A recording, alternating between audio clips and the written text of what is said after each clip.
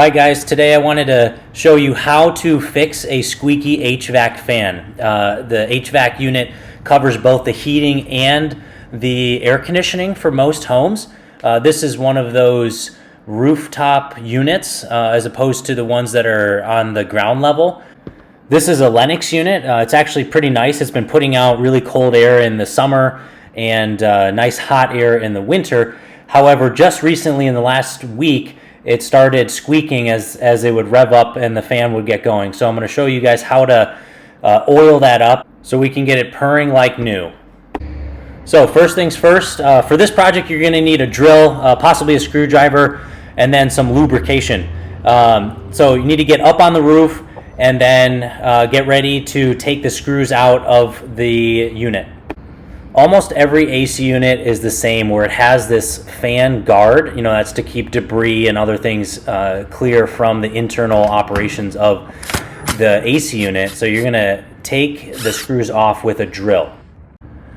So once you get the screws out, you'll see that the motor and the blades flip right out, and that's true for almost all AC units. So again, make sure you have the screws out, and then you can just carefully pull it out of the unit. There's going to be some electrical cords attached, obviously, to power the motor. And carefully just set it to the side so that you can access the motor or the internal coils separately.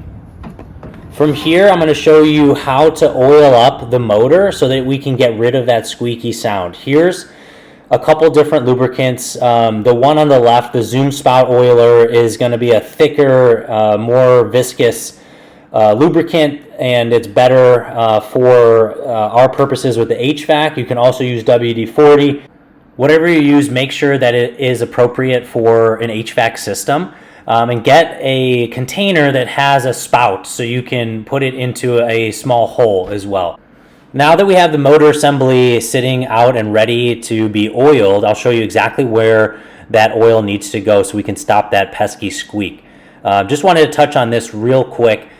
This is the internal coils of the HVAC system, and this is the evaporation process for those hot summer days to make sure that the unit is working properly. I recommend cleaning that out once a season, maybe even twice a season if you're in a hot area like Arizona, like I am. They sell cans of degreaser specifically for HVAC coils for about $6 at Lowe's or Home Depot. Highly recommended that you do that once a season to prep for the summer. All right, now we have the oil ready to go. I'm going to show you exactly where it needs to go within the motor. There's a couple small holes depending on the brand of HVAC system, but they all work in more or less the same way. So I'm trying to get a clear shot right now and show you that it's always a good idea to drip some oil down the shaft of the rotor for the blades, and then after we do that, we can go around the edges, and you'll notice some small holes around the perimeter of the motor that are also perfect for oil.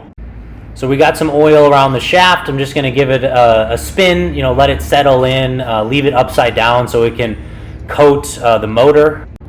Now on the perimeter, I mentioned there are a number of holes, small holes, that are perfect for lubrication. So I'm going to take that oiler again and try to get a clear shot and show you guys putting in the oil here. You can see the drops going in.